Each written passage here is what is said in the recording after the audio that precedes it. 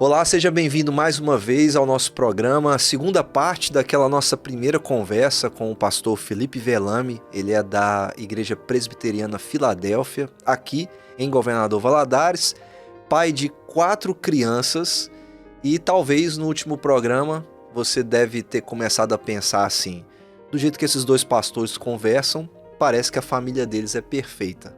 Só que eu tenho uma notícia para você que não é bem assim do jeito que você pensa. E Felipe, eu vou fazer uma pergunta assim bem sincera para você. E você responde com sinceridade também. Pessoas olham para você, Felipe, você não é tão mais velho assim. E casado, tem 4 filhos, uma esposa que se dedica a esses filhos, você também se dedica a eles, tem um ministério pastoral. Honestamente, as pessoas devem olhar para você e pensar assim: a família do Felipe é perfeita.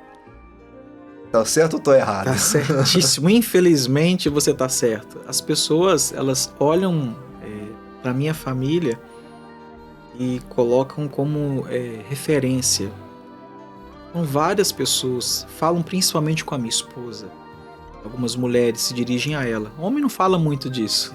As mulheres falam muito para minha esposa, colocando um peso que não é dela, que peso a gente já tem. Só por viver, a vida já tem os seus pesos, né? E as pessoas colocam como se nós fôssemos perfeitos. E nós não somos perfeitos. Lembro de uma vez que alguém publicamente foi tecer alguns comentários sobre a minha esposa, de como se ela fosse perfeita. E ela teve que desconstruir esse comentário. E era público. E depois que desconstruiu, veio uma jovem mãe da idade da minha esposa e falou assim: então você é como eu. É igual a mim, é um ser humano normal, né? Normal. Infelizmente, nós somos imperfeitos. Mas as pessoas, elas tendem a achar que nós não somos imperfeitos. Talvez porque elas estão em busca de referência. E eu não acho que isso é um problema. Na Bíblia, nós somos chamados a ser modelo, né? Dos fiéis, ser modelo, padrão, ter um padrão de vida. E por que não da família? Principalmente o líder. O líder, ele precisa ser o modelo disso. Só que ser modelo não significa ser perfeito. Há uma confusão nisso, né? Se colocar como uma referência, porque talvez a gente tenha algumas coisas interessantes, não significa que somos perfeitos. Então, que isso fique bem claro. Ser modelo não é ser perfeito. As pessoas olham para nós e não olham apenas como um modelo, elas olham como os perfeitos. Isso desagrada. Isso entristece a gente porque nós sabemos que nós não somos definitivamente perfeitos. Brincando assim, né? Nós estamos conversando aqui, eu estou nesse tom de voz. Olha como é que ele conversa manso. Deve ser Pergunta ao calmo, meu né? filho se eu converso manso com ele. Não, não é. Nós não somos perfeitos, não somos. E as pessoas têm essa visão mesmo, assim, de olhar pra gente. O meu jeito de conversar normal, e talvez seja o seu também, é conversar assim. A gente não Aham. precisa ficar gritando um com o outro aqui, porque a gente não tem essa necessidade. Só que a gente tem os nossos momentos que a gente tem que falar sério, né? E talvez usar um tom de voz diferente. E as pessoas são levadas a pensar que a gente não. Até na hora de corrigir nossos filhos, a gente está preparando um sermão, né? Uma mensagem bem estruturada para poder fazer a correção deles. E lembrando que nossos filhos são imperfeitos, né? Antes de começar, a gente estava até brincando aqui, né? Que meu pai falava, quando acontecia alguma coisa lá em casa, ele falava: ó, isso acontece nas melhores famílias. E o fato dele falar isso não significava que a gente era a melhor família por ser perfeita. Justamente por ser imperfeita, aquilo acontecia, né? A gente estava nessa luta para ser uma família debaixo da dependência do Senhor, mesmo com as nossas imperfeições. E, infelizmente, as pessoas têm essa tendência de talvez nos julgar ali do púlpito, né? E pensar que tudo em nós é a nossa vida, e principalmente dentro da nossa casa, que é uma coisa que até eu comentei com você, né? É o lugar onde as pessoas realmente nos conhecem, né? Os nossos filhos sabem quem a gente é. A nossa esposa sabe os nossos defeitos. E é importante a gente falar sobre isso para mostrar para os outros que a família deles é como a nossa e a nossa como a deles, né? Cheia de Exatamente. problemas e de necessidades, né? Todos pecaram. Sim. Os meus filhos são pecadores. São chamados de príncipes, né? quando eu tive o primeiro, ai, príncipe, eu cortava. Príncipe não, meu pecadorzinho. Ele nasceu em pecado, e daqui a pouco nós vamos ver os pecados dele, né? E eu falei, era claro que era brincando, mas era verdade, ele nasceu em pecado. Então, Sim. como vai haver uma família perfeita se a família é composta de todos imperfeitos, todos pecadores? Nós precisamos da graça de Jesus, a gente precisa de Jesus para vencer os nossos pecados, para que a gente consiga viver bem em família, porque somos defeituosos, totalmente corrompidos pelo pecado. Da minha filha mais nova a mim que sou mais velho. Então é só Cristo mesmo na causa, como eles dizem por aí.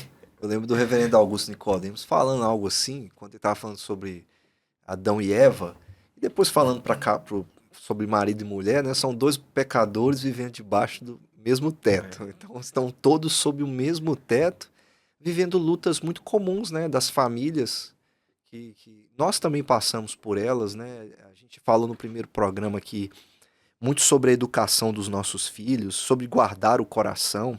Tem até um texto de Provérbios 4:23, muito conhecido, que fala que de tudo, né, que se deve guardar, guarde o seu coração, porque dele procedem as fontes da vida. E a gente, ao falar muito de coração, né, e pensando na nossa imperfeição, tem algumas coisas que a gente pode fazer para trabalhar isso na nossa casa, mesmo com essa nossa imperfeição, ainda que a gente falhe em fazê-lo. Quais são os caminhos dentro do lar que a gente pode tomar para poder, mesmo com essas dificuldades, trabalhar o coração da nossa casa em suas imperfeições? Nós falamos da primeira vez que eu estive aqui, Lá na Páscoa, né? na Páscoa, sobre o culto doméstico, que é uma prática esquecida, né? E para mim começa por ali. Porque o culto doméstico é um ambiente que eu preparo e intencionalmente eu estou cultuando a Deus com os meus filhos. Então eu estou ensinando os meus filhos sobre o que é importante para a vida deles, a vida cristã. Então a gente fala de pecado, sobre salvação, sobre virtudes, vários assuntos. O que a Bíblia está tratando, a gente trata com os nossos filhos.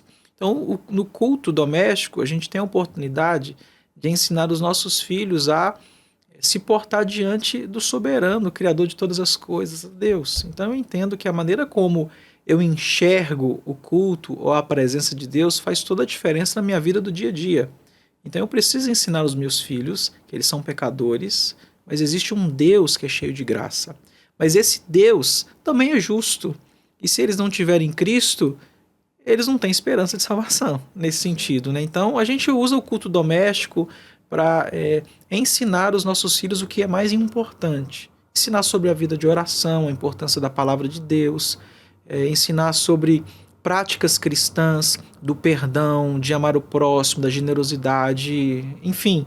A gente usa o culto doméstico para trabalhar com os nossos filhos. E isso é edificação para toda a família, né? É uma ferramenta já muito antiga, né? Ah, Simples. Antiga, tão antiga que lá atrás no Pentateuco já fala sobre inculcar na cabeça das pregar uns crianças. Papezinhos por aí, né? Vai inculcando nos meninos aquilo que o Senhor tem feito, né? Isso. A obra do Senhor. Tem uma outra dica também, além do culto doméstico, que eu ouvi sobre datas, né? Uhum. A igreja tem um calendário litúrgico. Sim. Como é que a gente pode aproveitar melhor datas especiais do tipo... a ideia é incentivar o imaginário da criança, coisas mais lúdicas, talvez para elas terem um contato com o evangelho de uma maneira assim mais próxima delas, né? Como é que a gente pode aproveitar melhor essas datas? Que datas são essas, né? A gente tem algumas bem conhecidas, mas se você quiser citar alguma outra que talvez até uma prática de vocês, você fique à vontade. Uhum. Mas aproveitar esses momentos para poder incentivar mesmo a mente dos nossos filhos e o coração deles. Talvez as datas mais utilizadas e mais faladas dentro desse calendário é a Páscoa e o Natal, o nascimento de Jesus. Ou, pela ordem, o nascimento de Jesus, depois a sua morte e ressurreição, Sim. Natal e Páscoa. E existem vários materiais disponibilizados aí que as pessoas fazem, de adventos, né? que prepara às vezes 30 dias, 20 dias, uma semana, com atividades lúdicas, com atividades práticas, ensino da Bíblia, falando sobre isso, né? Lá em casa a gente usa essas datas e também outras. Nós gostamos de aproveitar o outubro, fazendo referência à Sim, a Reforma reforma, muito Protestante. bom. Eu lembro que o ano passado nós adquirimos um material para criança e ficamos lendo com os nossos filhos as histórias. Aqueles Isso livrinhos marcou dos dos reformadores, reformadores. eu tenho Isso também. marcou os meus filhos, principalmente o mais velho, né, que entende um pouco mais, já está nesse processo de alfabetização. Então a gente usa mesmo contando a história e sempre reforçando que são homens pecadores, mas que viveram para a glória de Deus. No caso, fala da reforma. Então a gente tenta usar as datas, mas sempre apontando para Jesus, para não exaltar a data por si só, não exaltar a troca de presentes do Natal, não exaltar o ovo de chocolate da Páscoa, não exaltar os homens que fizeram história na reforma. É Cristo.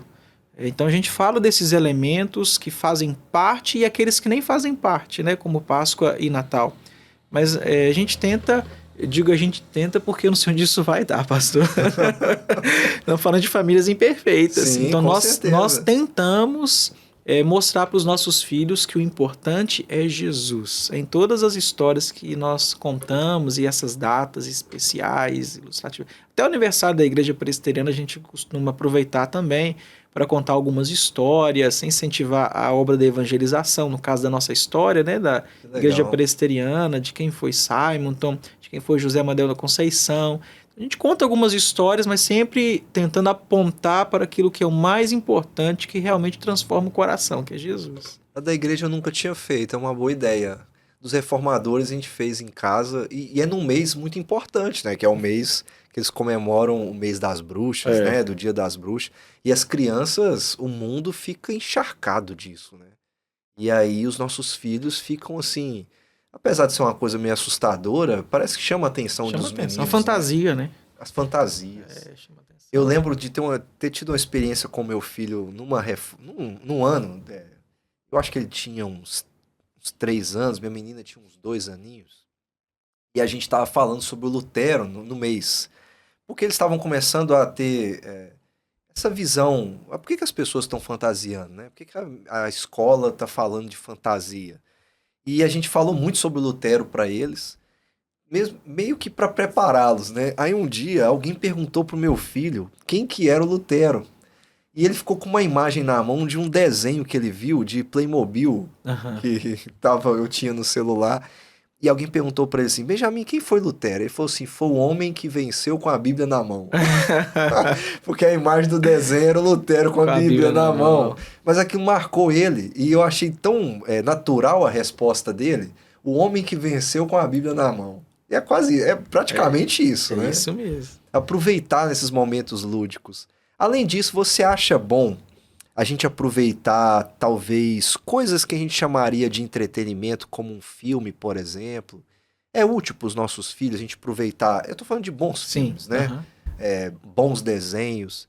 Isso seria uma boa ferramenta também para a gente aproveitar, para ensinar os filhos? Eu acho que com muita cautela, né? Com uma boa escolha.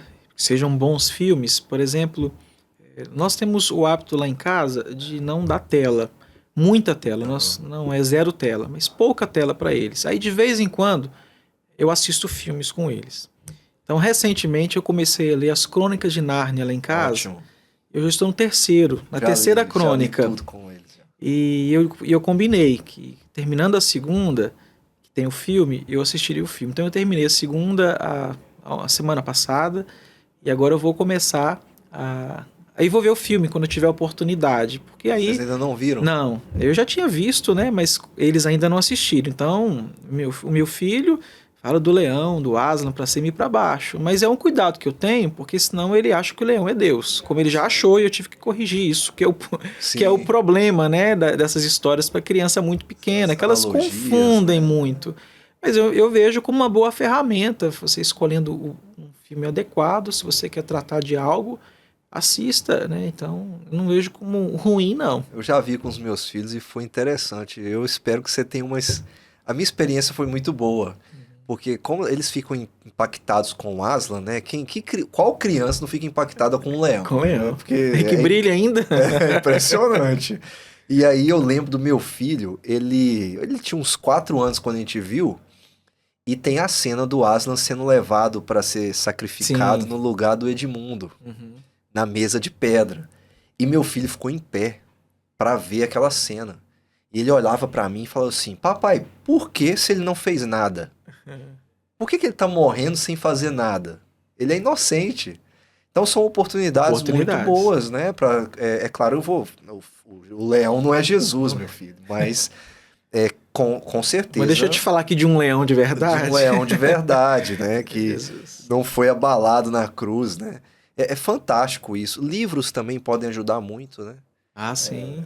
A gente tem muitos livros para criança, muito bons. Tem. Lá em casa tem um que marcou a mim, adulto, né? Que é o Samuca, Sua Ovelha, alguma coisa. É baseado no Salmo 23, eu não lembro agora o título, né? Acho que eu já ouvi falar. E eu já li várias vezes mais a minha esposa, mas já li também com eles. E é fantástico. É baseado no Salmo 23. E você vai lendo um capítulo por dia e tem a aplicação. E é fantástico. Tem muita coisa boa por aí. Tem coisa ruim também. Sim. Mas tem coisa boa. A gente tem que usar aquilo que é de bom, Dá para né? trabalhar o imaginário deles, é muito né? importante. Eu isso. ainda prefiro os livros do que os filmes para a idade deles hoje. A gente foca mais ainda nos livros. Já assisti vários filmes com eles que não tinha muita moral. Eles gostam de animal, filme que tem animal, eu já assisti com eles, assim. Só porque eles gostam de ver. Mas eu prefiro ainda os livros na idade que eles estão, porque aguça mais a imaginação. Porque não tem imagem. Eles vão criando na cabeça deles, né? Então eu ainda prefiro. E até tem mais opções, eu acho. De bons livros do que bons filmes. Meu filho tá com 9 anos. O ano passado eu li O Hobbit com ele. E é engraçado porque eles ficam. Realmente trabalha muito o imaginário, pensando no Hobbit, que é um ser muito pequeno, e eu o tempo todo falando para eles: olha, essa aqui é para ver o quanto que o menor é transformado em um herói, né? Ele é o mais improvável de todos. E é bom a gente aproveitar esses momentos, né, para poder trabalhar isso com os nossos filhos.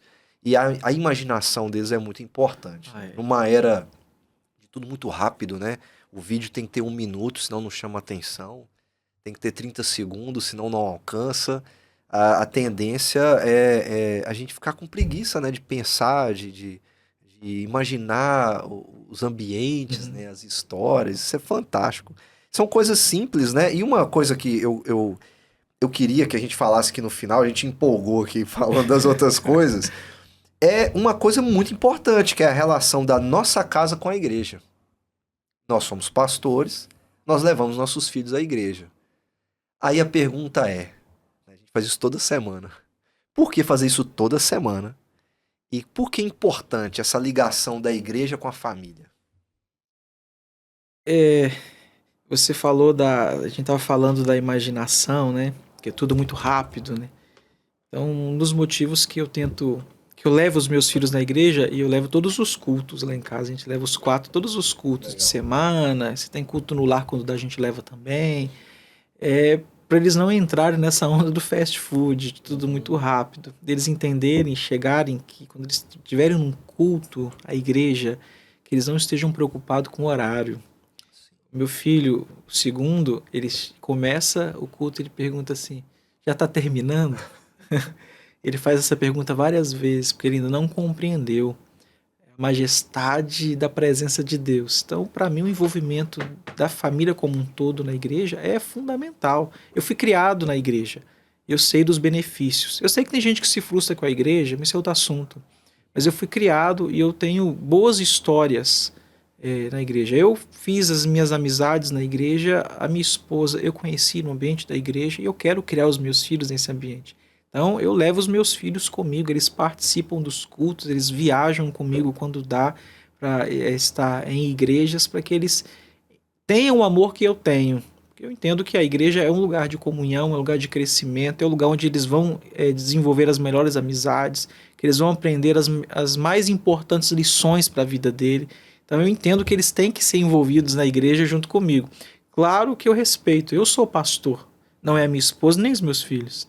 Eu entendo o limite disso aí. Mas sempre quando podem, eles estão comigo na igreja. É importante. Eu vejo meu filho com tanta amizade assim na igreja, é bonito de ver, né? Eu tive isso também, cresci na igreja Sim. também. A gente fala que quase nasceu na igreja porque deu tempo. A gente quase nasceu porque Quase. deu tempo da mãe chegar no Deu hospital, né? A minha avó que brincava assim. E é muito importante isso mesmo, porque eles têm um envolvimento. E esse aprendizado com o culto. Eu achava que era só meus filhos que perguntavam isso, mas os seus também perguntam, né? Do horário. Saber Já diminuiu, esperar, né? perguntava mais, porque estão sendo educados, então eles estão sendo treinados, então eles estão aprendendo. E os meus filhos, por exemplo, eles ficam no culto mesmo, eles não vão para aquele trabalho que tem para Para as uma sala crianças. Não, separada. eles ficam mesmo comigo lá sentados. Por isso que eles perguntam, tá gravando, tá gravando? Sim. Mas eles têm aprendido. Então, chega em casa, eles fazem perguntas. Às vezes uma palavra que eles ouviram, é algo que chamou atenção. A gente falou de Nárnia, teve uma vez na igreja que o Felipe Fontes pregou e citou uma das histórias de Nárnia, do dragão e o leão. E aí meu filho ficou assim, papai, que história que é essa? Foi aí que eu comecei a ler Nárnia com ele. A Legal. partir desse dia que ele ouviu algo, se interessou, falou, não, deixa eu ler com você. Mas eu não vou ler essa história, eu vou ler todas agora. Então, eles estão ali, aprendendo a entender o que significa cultuar a Deus, que tanto nos ama e provou o seu amor em Cristo Jesus. Eles têm que entender que é importante estar ali. Isso é muito bom. Todo o ambiente também acaba aguçando também o imaginário deles, porque a gente tem uma liturgia ali dentro. Sim. O autor de um livro que nós temos usado muito aqui, ele até fala sobre isso, né? De quão importante é a liturgia da igreja local, da comunidade local, para orientar a nossa liturgia do lar. Porque, querendo ou não, tudo ali é centrado na palavra, centrado em Deus e Com ordem. com ordem. Ele até fala assim, né? Todo mundo é instruído e discipulado junto no domingo para ser enviado para o campo de segunda a sábado, que seria vai para sua casa e você vai cumprir o ID, né, na sua casa. E querendo ou não, nossa casa também tem o propósito do ir também, né? Que a gente também está educando os nossos filhos para isso, né? Para eles cumprirem o propósito do Senhor. Chamado de Isaías, né? Teve a experiência, ai de mim, sou pecador, e depois vai. Isso a gente leva para casa, né? A gente